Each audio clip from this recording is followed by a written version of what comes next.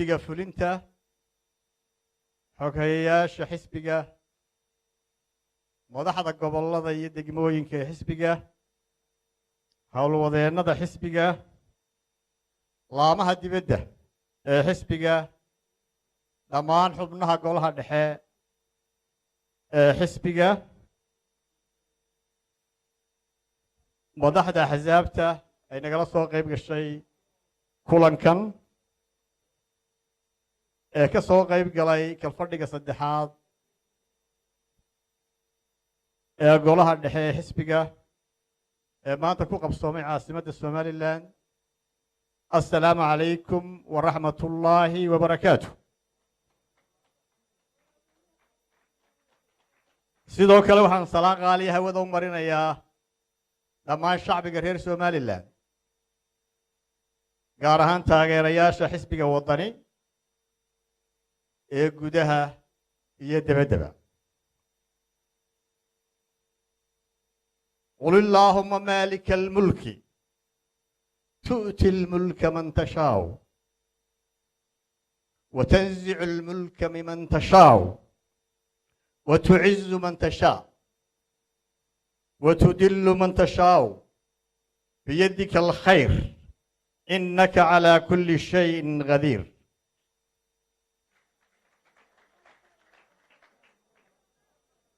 مدنيالي مروي حسبك وطني وحا شهادة حسبي نملسي لحيا لباتنكي بشي لبي طبناد لبكن يلا بي طبنكي muddadaas waxaa ka dambaysay 8 sano iyo 3 bilood iyo 6 maalmood. waa xisbiga ugu daayar xisaabta qaranka. waa xisbigu ka qayb galay 2 doorasho doorashadii golayaasha deegaanka ee qabsoontay bishii 11aad 2012. waxaa kaloo ka qayb galay doorashadii madaxtooyada jamhuuriyadda somalilan ee qabsootay bishii 11aad 2017. labada doorashaba xisbigu wuxuu ka keenay natiijo wanaagsan.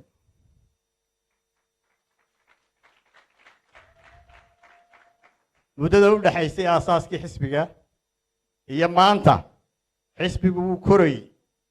waxaanu ku korayey tacabkii iyo dadaalkii aa geliseen xubnihiisa halka fadhiya iyo taageerayaashiisa faraha badan ee gudaha iyo debaddaba jooga. xisbiga shacbiga somalilan waxay u qirayaan xisbiga waddani inuu yahay xisbiga ugu ballaadhan ee ugu taageerada badan.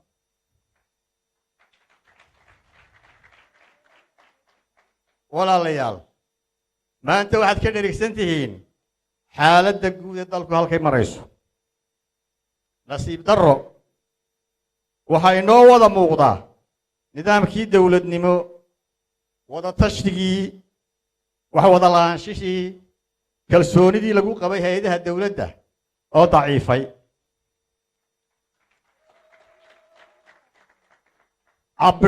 caburinta xukuumadda ee saxaafadda madaxa bannaan xadhigga aan loo miidaan dayn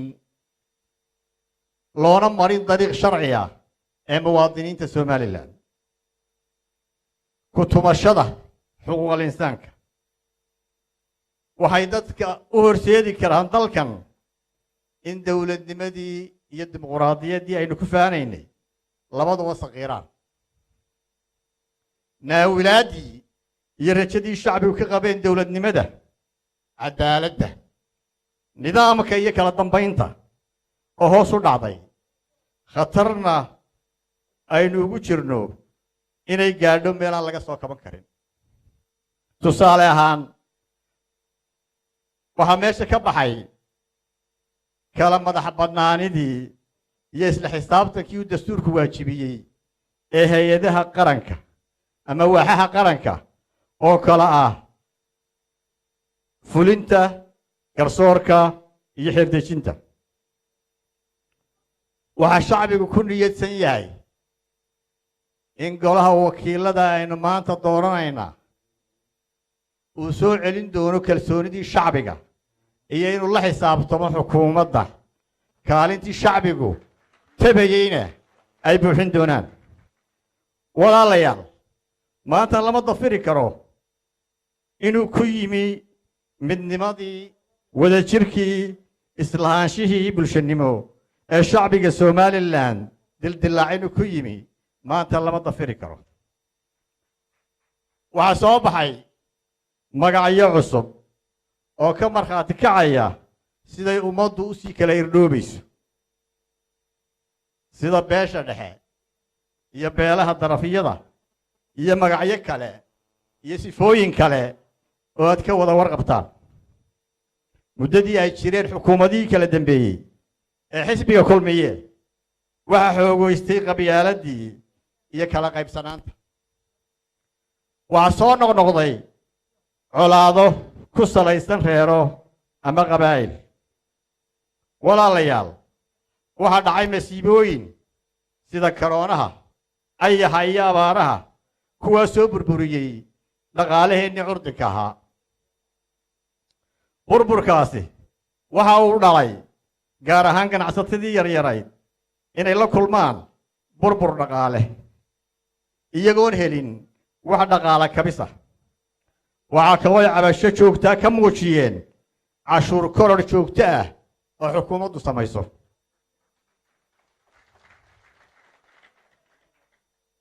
waa xukuumadda ku waajib ah dhiirigelinta wax soo saarka gudaha gacansiinta iyo taakulaynta warshadaynta cashuur dhaafka agabka warshadaha iyo joojinta ama yaraynta keenista badeecadaha warshadaheenu soo saaraan sidoo kale waxa waajib dastuuri ah in xukuumaddu ilaaliso ganacsiga suuqa xorta ah free market iyo u sinaanta fursadaha ee ganacsiga shirkadaha waaweyn ee dalka maalgeliyey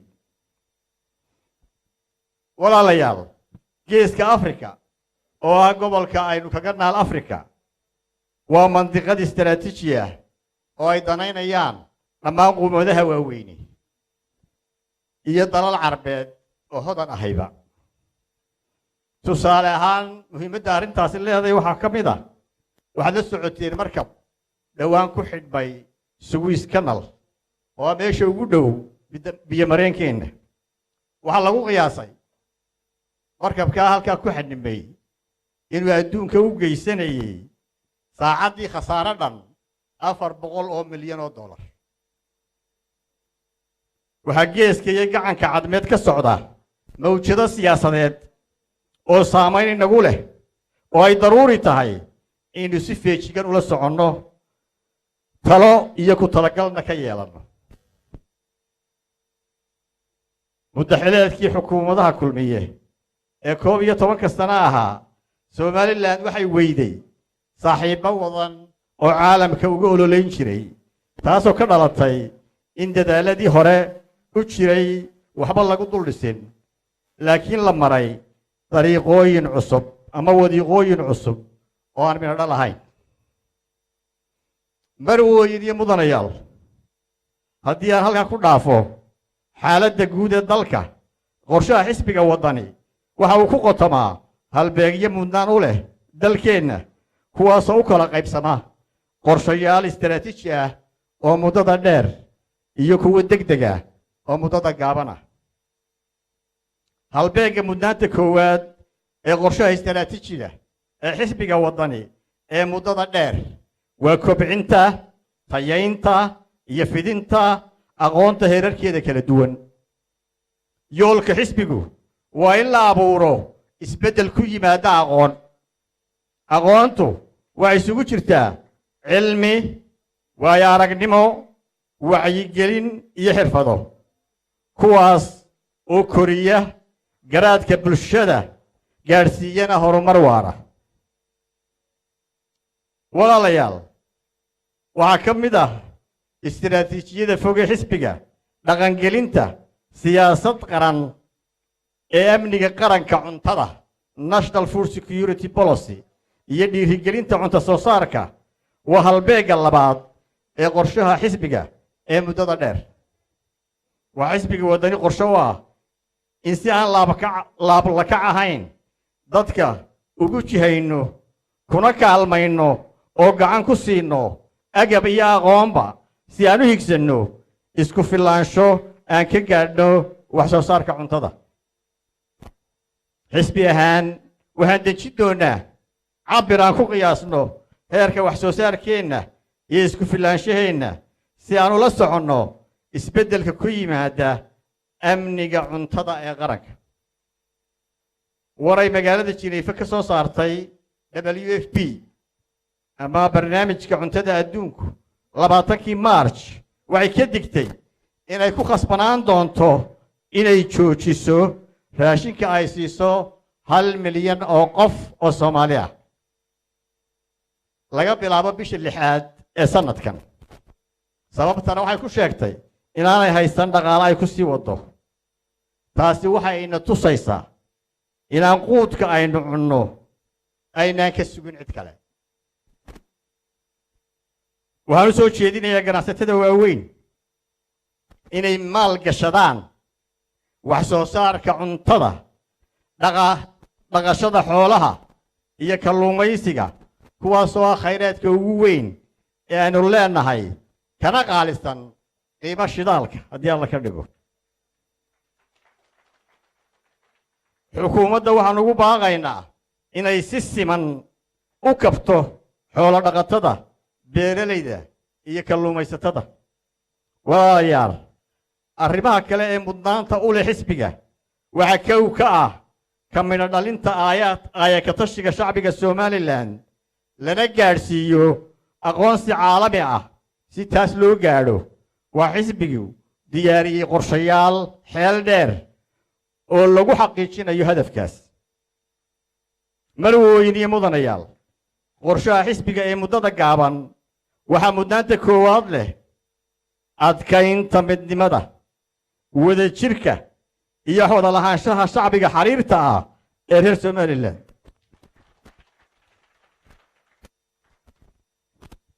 isagoo ku sifaynaya habsuugaaneed maansadii ergo halista ay leedahay isku kalsooni la'aanta bulshadu. allaha u naxariistay abwigaariga wuxuu yidhi, gadhlow owl kala guurtay la arkee mar kaleeto inay ood ku kulmaane hadduu uur kala guuro saamuur culus maaha. marwooyin iyo mudanayaal, qorshaha labaad ee xisbiga ee muddada gaaban waa inaan soo celinno kalsoonida dadweynuhu ku qabo nidaamka dawladnimada. maanta kalsoonida lagu qabo nidaamka dawladnimada waxaynu uga qiyaas qaadan karnaa tirada bulshadeenna boqolkiiba inta maxkamad ama saldhig isula tagta markay arrin isku qabtaan oo la barbar dhigo inta cadaalad ka raadsata odayaal, culimo ama haldoor. sida xaqiiqadu tahay waxa badan inta aan cadaalad ka raadsan nidaamka dawliga ah ee jira. taasi waxayna tusaysaa kalsoonida shacbigu ka qabo nidaamka dawliga. marwooyin iyo mudanayaal, tallaabada saddexaad ee u qorshaysan in si degdeg ah wax looga qabto waa la tacaalidda duruufaha dhaqaale burbur ee dalka soo wajahay. aafooyinka dabiiciga sida koroonaha, ayaxa iyo abaaruhu waxay dhaawac u geysteen dhaqaalaheenna, ugana sii dareen xaaladdii shaqo la'aaneed ee awalba sarraysay. waxaa dhaawac sii culaysiiyey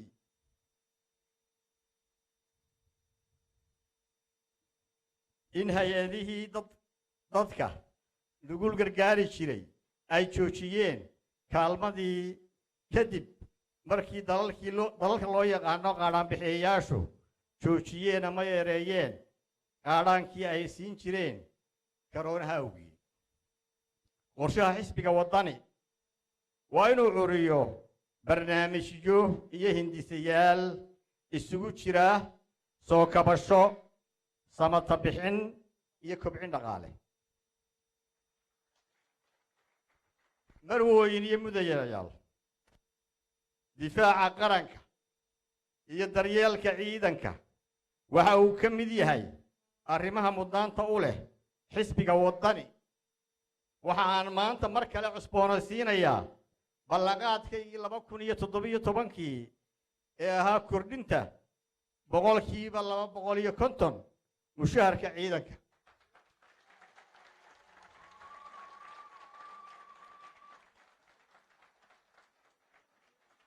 waxaan si buuxda u dhammaystiraynaa awoodda qaybaha kala duwan ee ciidanka qaranka. marwooyin iyo mudanayaal, fursad siinta iyo ka qaybgelinta siyaasadda iyo talada dalka ee dhallinyarada iyo haweenku waa siyaasad muhiim ah oo xisbiga waddani leeyahay. qorshayaasha xisbiga waxaa ka mid ah in fursad la siiyo lana dhiso jiil cusub oo siyaasiyiin ah oo hablo iyo inamaba leh, kuwaasoo hanta mustaqbalka dalka iyagoo ka daba qaadanaya waayo aragnimada iyo khibradda intii ka horraysay, taas oo haddaba si cad uga muuqata haykalka xisbiga. hadafka siyaasaddani waa in talada laga qaybgeliyo dhallinyarada iyo haweenka. walaalayaal, doorashooyinku waa wareegga dhiigga ee siyaasadda ee nidaamyada dimuqraadiga ah. sidoo kalena doorashooyinku waa cusboonaysiinta heshiiska bulsho ee u dhexeeya hoggaanka iyo shacbiga.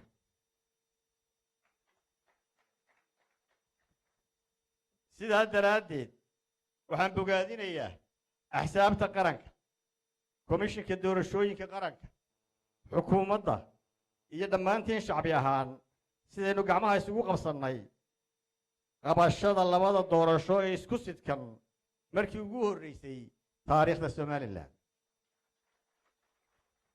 waxaan kale u mahadnaqayaa daneeyayaasha kale ee doorashada oo ay ugu mudan yihiin beesha caalamku gacantii farsamo iyo dhaqaale ay ka geysteen geedi socodka hannaanka dimuqraadiyadda ee Somaliland. walaalayaal, doorashooyinka Somaliland sida caalamka ka jirta waa inay noqdaan kuwo waqtigoodu cayiman yahay oo aan loo baahnayn in laga fakiro goorta la qabanayo. tusaale ahaan, doorashada golaha wakiilada iyo golayaasha deegaanka ee tan soo socota xigta waa inay qabsoontaa 30 May 2026 insha Allah. sidoo kale doorashadii madaxtooyada ee 13 November 2017 waa inay qabsoontaa oo ay dhacdaa maalinteeda oo 13 November 2022.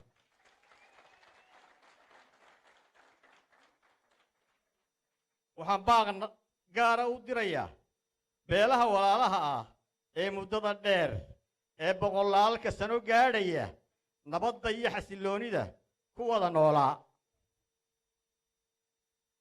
ee iswada dhalay, inay joojiyaan colaadda intan dambe soo noqnoqotay ee deegaanka shidan.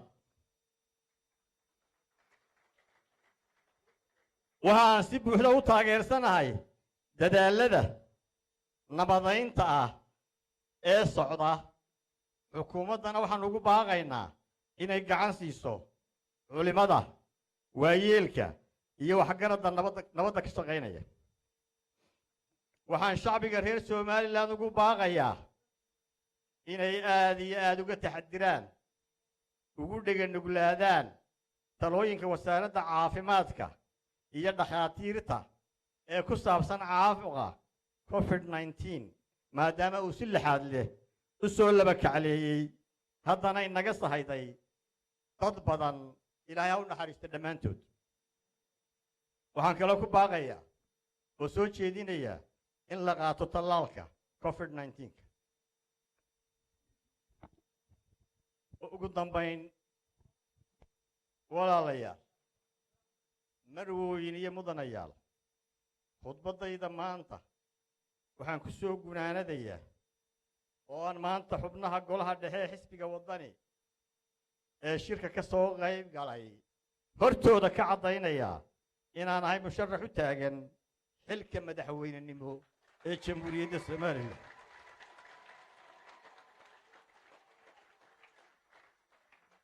ee doorashada madaxtooyada jamhuuriyadda Somaliland ee bisha 11aad 2022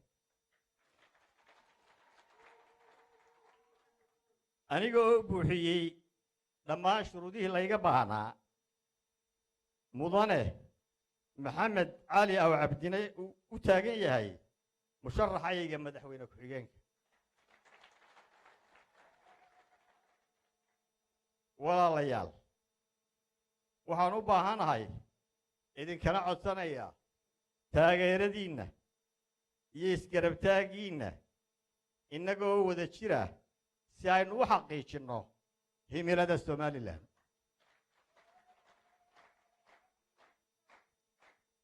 waxaan maanta ugu baaqayaa shacbiga Somaliland qaybihiisa kala duwan khaas ahaan culimada madaxda dhaqanka ganacsatada haweenka iyo dhalinyarada gudo iyo dibadba midnimo midnimo midnimo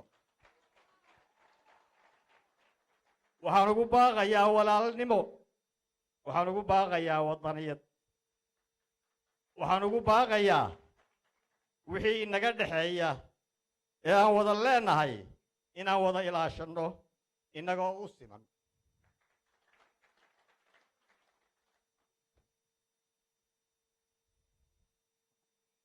waxaan ilaahay ka baryayaa inuu madar khayr qabayna siiyo inuu abaarta inaga soo jebiyo ilaahay madar khayr qaba oo degdegaynu weydiisanayna waxaan ilaahay ka baryaynaa inuu aafooyinka inaga nabadgeliyo iyo cudurrada iyo caabuqa COVID-19 Somaliland guul Somaliland guul Somaliland ha noolaato xisbiga waddani ha noolaado xisbiga waddani guul وبالله التوفيق waddankiisimo basani bariye farxado qalay waa ka wadan